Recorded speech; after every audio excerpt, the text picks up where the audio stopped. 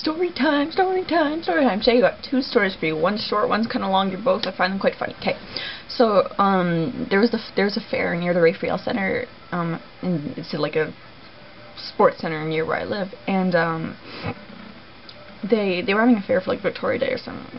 I don't know, long weekend. And I went there and I was really high. And I'm not gonna lie to you guys, I felt like I was in Las Vegas. Shit you not. Because like they had this like play structure thing that's really tall and had all these lights, and I felt like I was on the strip of Vegas. Like there's little prostitutes walking around in their shorts, like their asses are hanging out, their tits are pushed up to their ears, and it's just, and I felt like I was in Vegas. And I'm pretty sure we walked around there like a few times, and I'm just thinking this whole time, like, I'm in Vegas, baby. And like maybe I can see if I can buy a bitty buying. Alright, so next story. This is something that happened to me in grade 9, and I wish I could do a reenactment right now, but I can't. And I was sitting there one day, and I leaned over, like I'll show you because you can kind of see the same view. All right, hopefully you guys can hear me. You see that house with the black people, new people. But okay, so that's the house, and I could see it out of my window. And it was in like the fall or whatever, and I'm sitting there, and then I see the guy who used to live there. He was like this scrawny old man, kind of like really lanky and stuff like that, and really thin. And like everyone knew he did a lot of crazy ass drugs.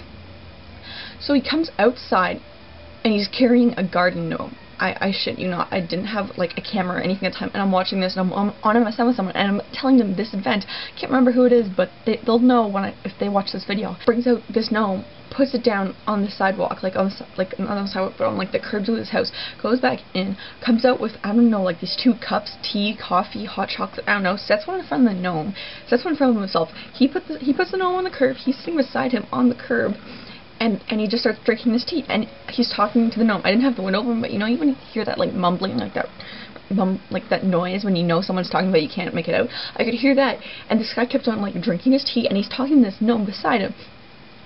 And I thought this was really funny, because this guy brought his garden gnome, and then I could hear him like start to yelling, it was still mumbling, but I could like still hear, but it started getting louder, and he starts yelling at this garden gnome that he brought out of his house. I shit you not. He starts yelling at this garden gnome, and then and he's still drinking, but he's yelling. He's getting into a heated debate, argument, rebuttal. I don't know, but he's doing this with this garden gnome in the front of his house, on the curb.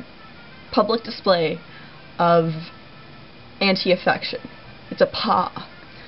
Anyways, so. And then this guy just stands up and he kicks over. It wasn't even as if like he was trying to get a distance. It was like a tap to knock it over. He knocks his gnome over and walks in the house. And then I'm dying laughing, telling people this. And now, in retrospect, when I told more people, they'd like, why didn't you take the gnome?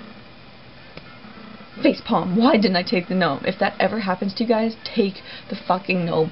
Leave a note that says, you asshole, just take the fucking gnome. Do it. Seriously, maybe he moved to your neighborhood. Hopefully he did, because if you see a guy with his garden gnome, and see, that's another thing. Why wasn't it on his front lawn? Why did he keep it in his house? Was it a secret lover? Did he dress it up? Like, it was like the stereotypical garden gnome, like, you know, like big pointy hat, that was like red, beard, blue, little thing, ceramic, I don't know, like, maybe plastic, because it didn't break when he kicked it over. But why was it 1, in his house? 2, how many of those does he have? And 3, what drugs is he on? I want some. Good times.